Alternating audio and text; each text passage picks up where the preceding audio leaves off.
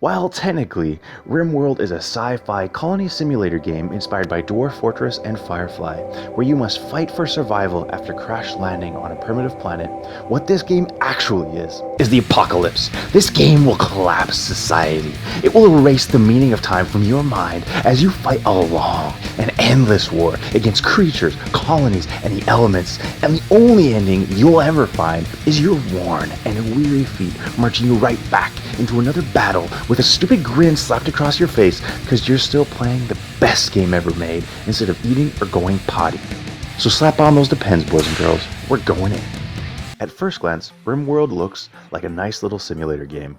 I'll just grow some crops. Oh, and I'll build a little wooden bed right here. A little bed for Sparky there. And before you know it, you've crafted a bustling little community complete with pets, romances, and artists. And with each perk you reveal, you'll also uncover 1,000 ways to make it better.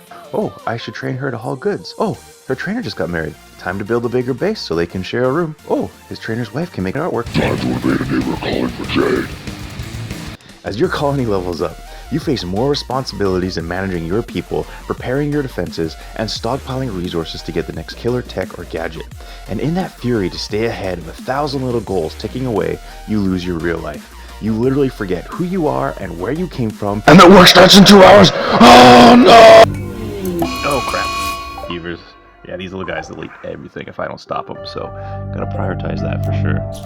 Yeah, okay. Just do that. Okay, I gotta make sure everyone's like prioritize their hunting. Yeah, okay, you'll hunt. Was I doing something else before this? No, I don't think so. Yeah, I'll just do this the rest of the day. Yeah. Similar to great strategy games like Civilization, XCOM, and Total War, you are so well rewarded for advancing your community that your brain slips into a dreamlike consciousness that stays 5 steps ahead from where you are and which lives and breathes the game world. Even when you are physically away from the game, you're thinking of a more effective crop pattern, defense strategy, or base configuration that you can't wait to test as soon as you're back at your computer. And you can't wait to test that theory because those crazy ideas you have at work actually work. You're rewarded for experimenting. For example, raiders kept breaking down my walls and killing all my peeps. So I thought one day when I wasn't supposed to be thinking about RimWorld, what if, instead of building walls, I built funnels? Put that here, put that there.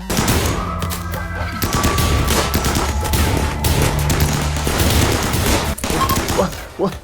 Oh, no one died. No one died. Oh, y'all lived. Good job, boys. Because you have so much to do, because you're free to accomplish those tasks any creative way you see fit, and because you feel intrinsically rewarded for even the smallest accomplishments. Oh, dude, is that a turtle caught in the fire? Oh, dude, I'm coming, buddy. I'm coming, little guy, don't worry. Okay, just get a med kit and you'll be good, dude. Oh, patched up. There you go. Whew. RimWorld will steal your life from you. Time is the only resource you can't earn back, and RimWorld will convince you to gleefully give it all that you have. With that sense of reward and accomplishment, you are fiercely loyal to those under your care. These are your peeps, and you will defend them to death, and there is no shortage of enemies thirsty for their blood. You got the standard raiders that step up their attacks as your colony gets larger. They'll attack every so often, not always a big deal until later in the game. Many of these poor fools you'll even capture and imprison, trying to convert them to your side.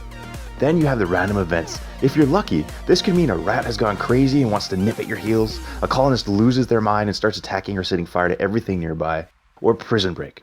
If your karma account is empty, random events can include a deadly tornado that will shred your base, relentless packs of manhunting animals, or wildfires that can devastate all that you've done. Or, if God hates you, bugs. These demons sprout from the ground and infest your base, tearing out colonists' eyes as you fight to the bone just to reclaim an inch of bloody ground. That's it, man. Game over, man. It's game over. And even then, combat against the AI, that's the easy part. The biggest conflict you'll face in RimWorld is with yourself. My shoulder angel.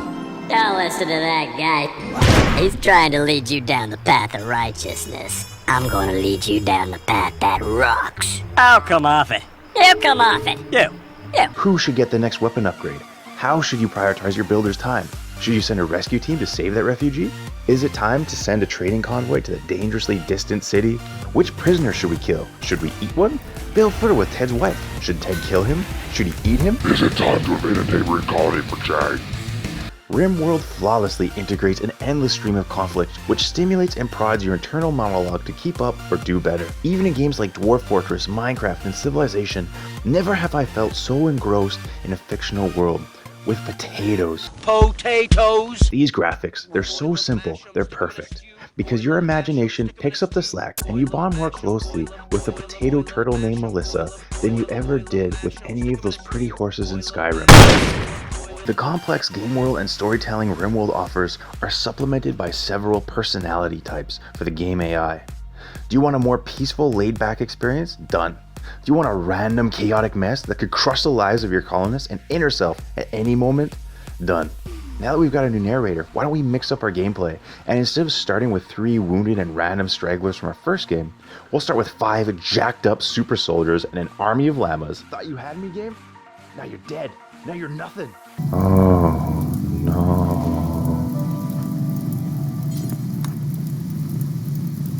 Not only can you completely customize your starting team, but at any time, if you pick more than one colony option in the settings, you can manage multiple colonies and enjoy the hellish nightmare that is empire building in RimWorld.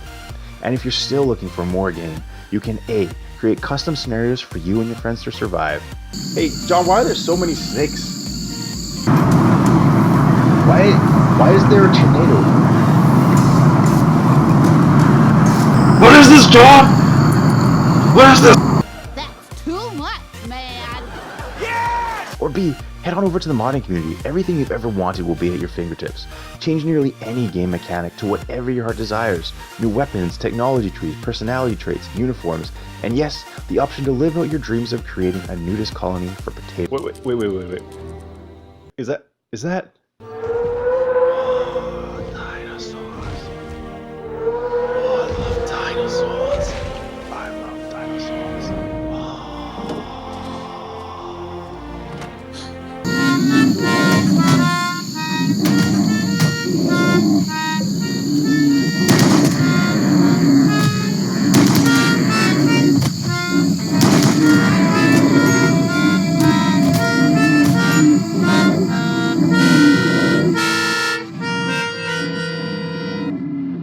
I love dinosaurs. The great thing about all these complexities is that RimWorld remains a narrative masterpiece throughout, and you can add or eliminate nearly anything you like, and the core mechanics which make this game so addictive remain. RimWorld is a close to perfect game, if I strain myself to look for how it could improve. The one thing I would say is that the staggering number of options can be confusing to a new player, and the learning curve isn't consistent.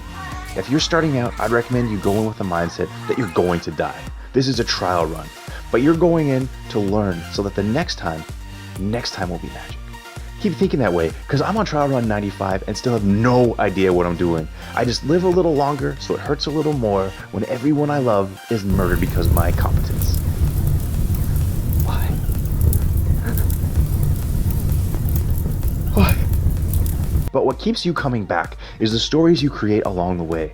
Like the time you fought off a forest fire to barely keep your colony alive, or when Kyle died fighting off a robot assault, or when Allie had her eye bitten out by a husky and then got in a fight with Raven for making fun of her disfigured face, so you had to save up a few thousand silver to buy her a bionic eye, and with that newfound confidence she started dating the toughest miner in the colony, and their love inspired the community until he had a mental break after that raid, and now he's locked in prison while you decide if you should execute him or not. Okay, one more chance.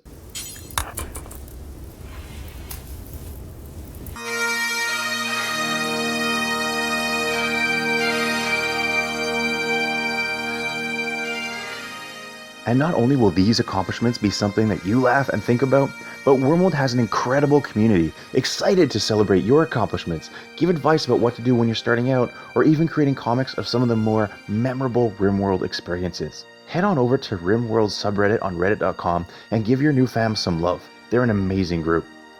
RimWorld doesn't have an incredible physics engine, no in-app purchases, no Darth Vader or coin packs. It's merely a sandbox for you to create or do whatever your imagination compels you. You will lose yourself in that freedom. Time will slip away while you wage battle after battle for the rest of eternity. This game is so outstanding that it will someday soon distract all of humanity from propping up our society, inevitably leading to the collapse of all that we hold dear. But what do you think? Have you played RimWorld, and if so, what insane moments have you lived through? What do you think of it? Is it a good game? Best game? Worst game? Leave your comments below and push whatever random button you want, because we both know you're already subscribed. Love you, fam. P.S. I appreciate your thoughts and comments, and I'm always considering what to review next, so please holler if you have an idea. P.P.S. Any creative project takes oceans of blood, sweat, and tears to produce, so mad respect to everyone on that team. It's always so much easier to tear down than it is to create a positive and meaningful project. So I want to make sure I acknowledge A, anyone I'm making fun of is better than me, and I appreciate their effort, and B, just because I don't like or didn't understand something doesn't mean it's bad. Probably the opposite, actually, because I'm pretty dumb. Everyone has a wish list for what they love to see in their favorite game. For me, most of what I longed for came from mods, which was awesome. If I had to recommend one mod to you, it would be Prepare Carefully. With it, you can meticulously plan your starting drop of colonists, perfect if you want to create your characters to match up with friends and family, while also allowing you to easily customize what starting pets, gadgets, and resources you have. If you're looking for a little more control and personalization before dropping into an unforgiving planet, this is the must-have mod for you. Time to invade a neighbor calling for Jay.